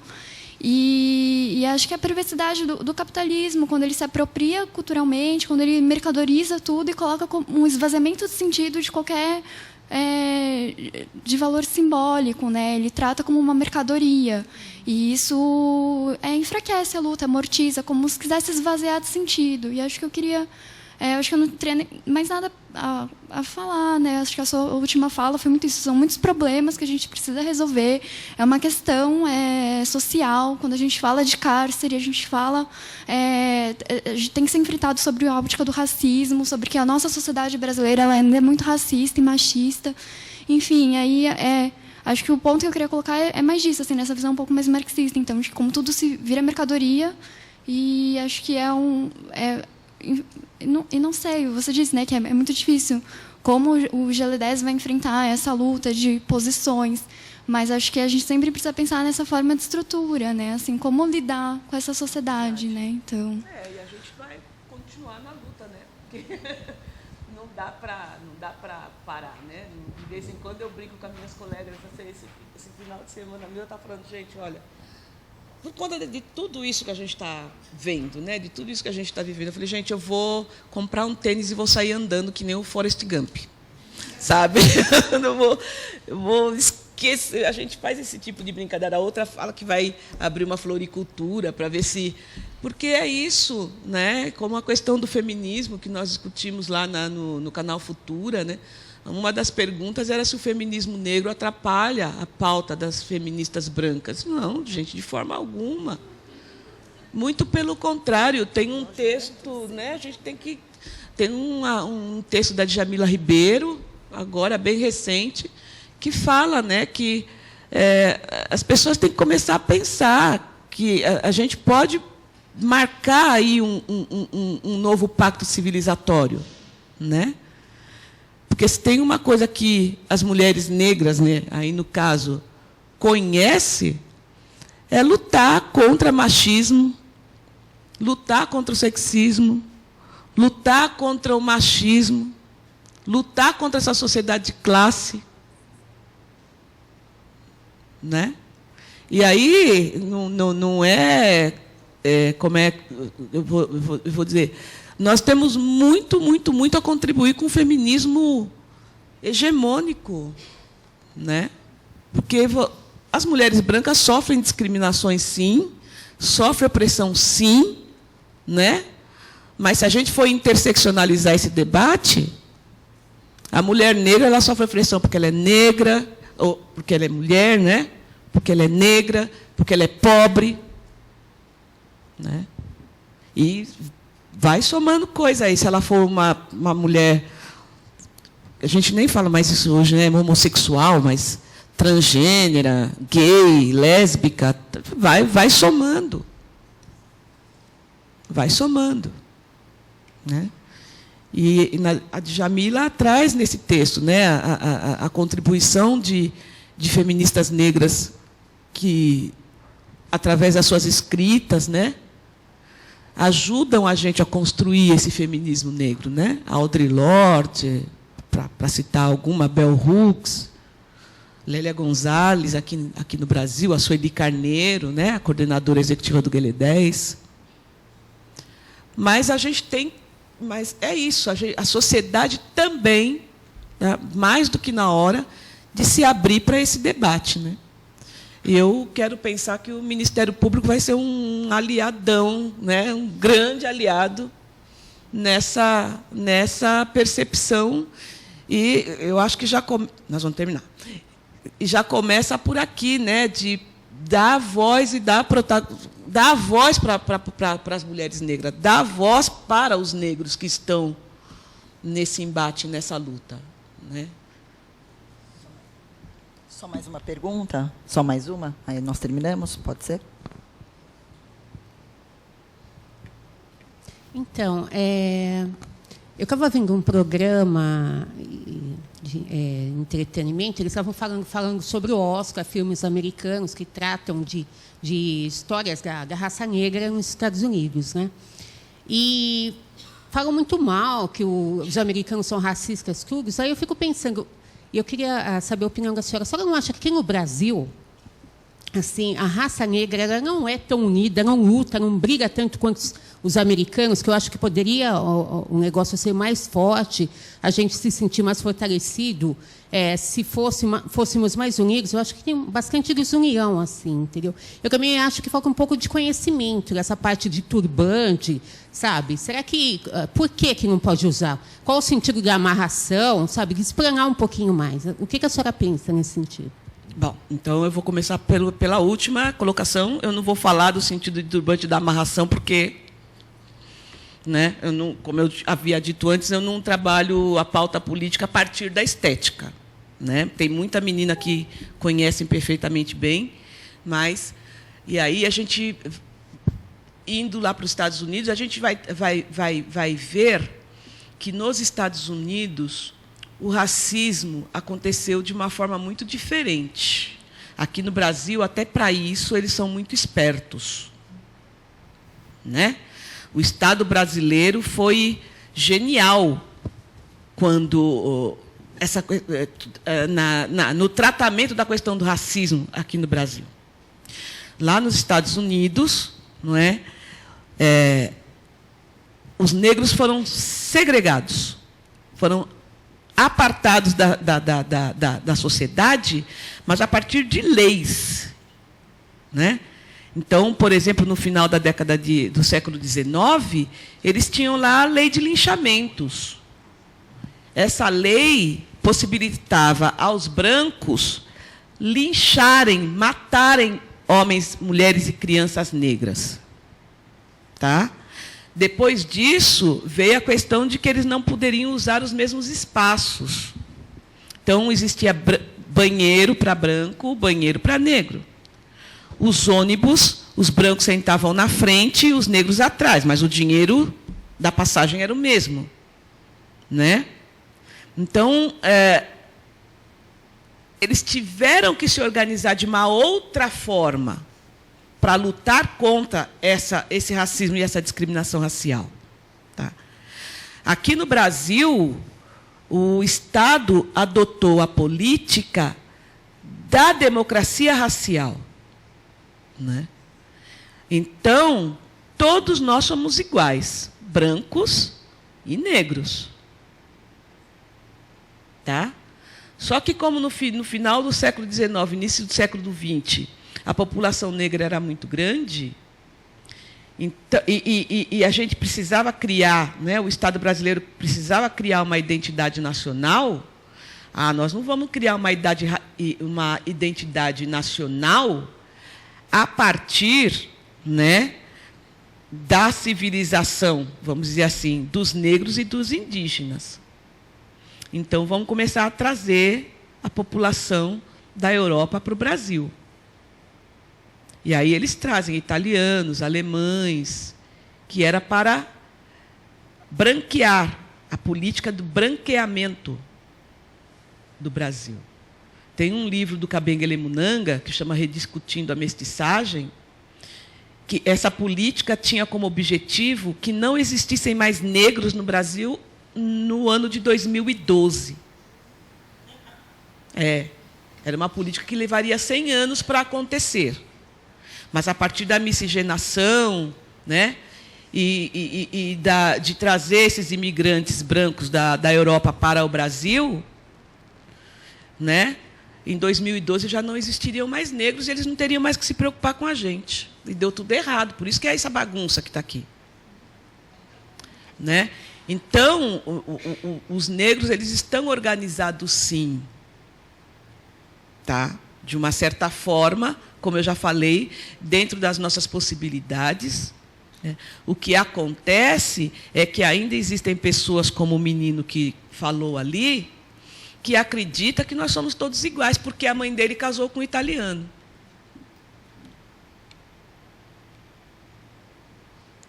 Né? Então, eu penso que essa coisa de falar que os negros são desorganizados é mais uma estratégia. Porque, se nós não fôssemos organizados, né, o ProUni não estava aí, o sistema de cotas não estava aí, a CEPIR não teria existido, a Secretaria Municipal de Igualdade Racial não existiria. Se funciona, aí é outra coisa.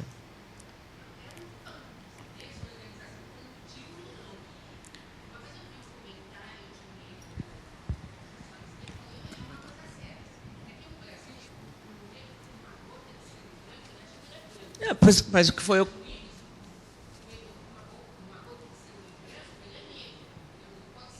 Branco com uma gota de sangue, de tom de pele clara. Se ele tiver uma gotinha de sangue negro, ele é negro lá, não tem. Então, aqui é o jeito como as pessoas, alguns negros, se veem, entendeu?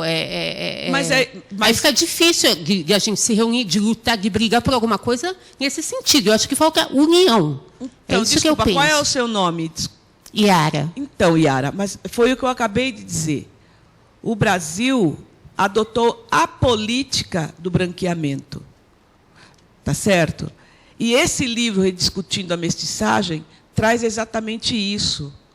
Essa política fez com que, a partir dessa miscigenação, já que em 2012 não haveriam mais negros, quanto mais clara a nossa cor de pele, melhor nós seríamos, por conta dessa hierarquização na sociedade que a gente vive. Então, quanto mais perto a gente está do padrão estético branco, menos discriminação você vai sofrer. E é por isso que tem muitos negros que não querem se reconhecer enquanto negros, porque é dolorido, é sofrido. Ser negro na sociedade brasileira é cruel. Nós estamos falando aqui de 83 jovens negros sendo assassinados todos os dias. Nos Estados Unidos, a média de morte de um jovem negro ao ano é de 5. 5. E olha o que eles fazem quando morre um negro lá. Aqui, a sociedade acha que é isso mesmo, que bandido bom é bandido morto. Que é melhor cortar o mal pela raiz. E aí a gente aplaude quando a polícia dá um tiro nas costas de um menino de 12, 13, 14 anos. Acha legal.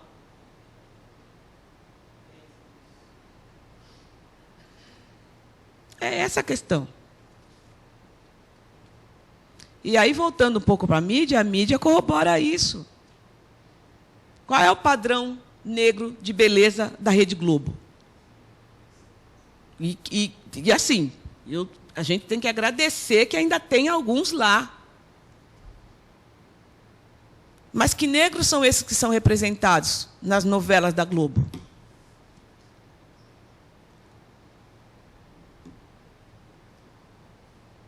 É isso.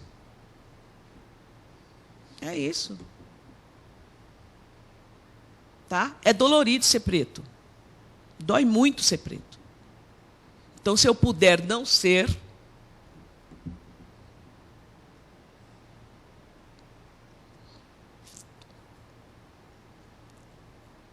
tá?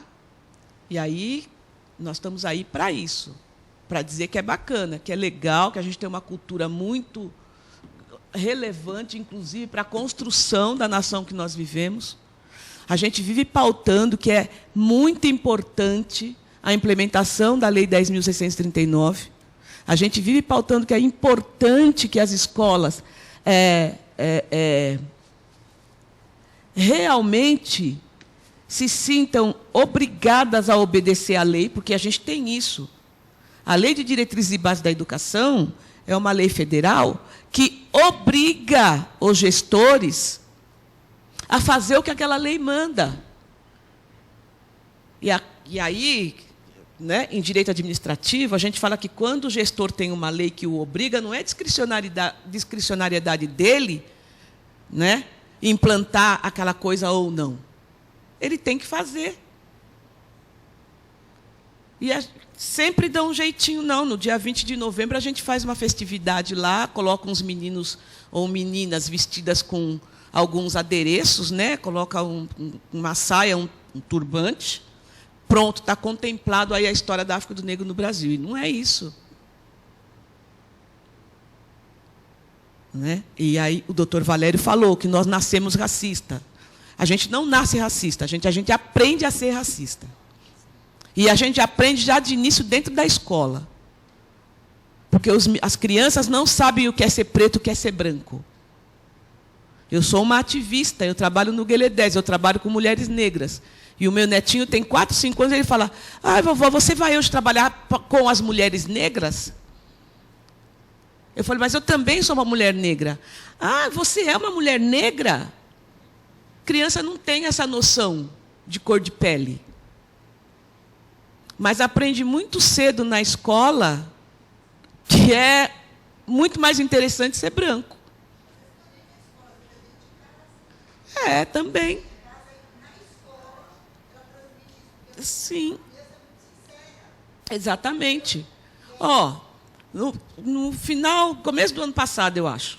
Comecinho do ano passado, meu neto chegou em casa falando que ele era neguinho doido. Vó, eu sou neguinho doido, avó, eu sou neguinho doido. Eu falei, mas escuta, de onde você tirou isso? Porque aqui nunca ninguém te chamou de neguinho, você tem nome. Você se chama Isaac Henrique. Você tem nome. Da segunda, da terceira vez, eu falei, olha, vai na escola ver por que é que esse menino está falando que ele é neguinho doido, porque eu quero saber. E aí ela foi conversar na escola, um menino colocou o apelido nele. Um menino da idade dele. Se a gente não vai na escola reclamar, ele leva esse sobrenome, ele leva esse apelido para o resto da vida. Ouviu de alguém.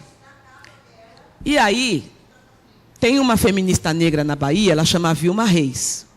Ela é da Ouvidoria da Defensoria Pública na Bahia, Salvador.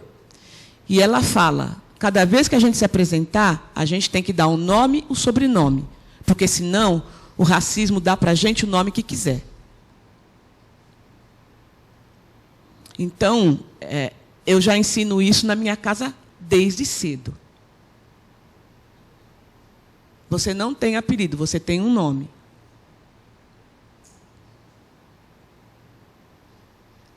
Tá certo? Então é isso, a escola é espaço de reprodução dessa estrutura que nós vivemos no Brasil, de machismo e de racismo. E a gente tem que combater isso. Desde pequeno, porque senão não vai ter educação em direitos humanos, doutora. E é uma pena que o doutor tenha saído, não vai ter educação em direitos humanos que dê jeito. Se a gente não começar da base.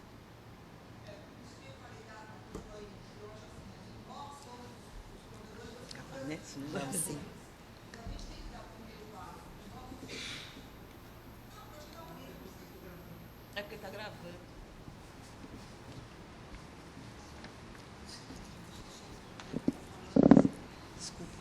Só a última observação, aí nós já podemos encerrar? Pois não. É por isso que eu falei da importância da mídia, porque nós aqui somos os provedores das próximas gerações. Então, é uma sementinha pequena? Ok, é uma sementinha, mas é uma semente que vai crescer, vai virar uma árvore.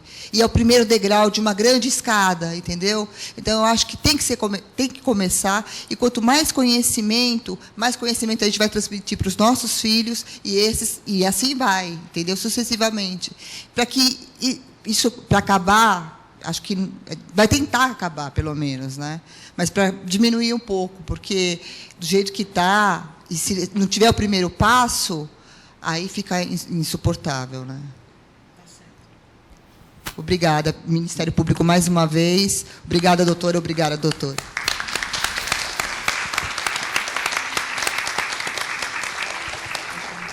Bom, encerrando, gostaria de agradecer a brilhante exposição da doutora Maria Silvia Oliveira. Saímos daqui com muitas reflexões. Anotei aqui, a soma de exclusões é o assassinato do indivíduo. Uma conclusão minha, mas as mulheres morrem antes. E, neste Dia de Mulher, Dia da Mulher, que são todos os dias, sabemos que as conquistas e as lutas são muito mais duras para as mulheres negras e pobres do que para as brancas. Nós queremos conquistas, mas que elas sejam compreendidas e efetivamente capazes de provocar mudanças, que nós possamos ir às ruas, agir. Nós precisamos sair daqui com a ideia da desconstrução do racismo e do sexismo. A senhora, doutora Maria Silvia, saiba que o Ministério Público está à disposição, a senhora conte conosco, que nós estamos efetivamente com esse ânimo de desconstrução desse racismo, esse aprendizado a todos os momentos. A senhora saiba que o Ministério Público está de portas abertas para a senhora, para o Instituto Gueledés. Muito obrigada.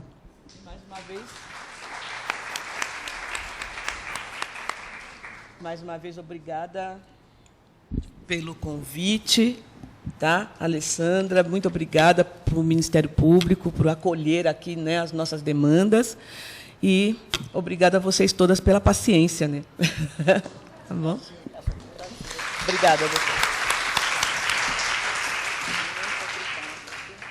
Informamos que retornaremos às 14 horas com aula de dança, mexer o corpo e a mente, com a professora de dança Rúbia Manfrim e com a roda de leitura. Obrigado.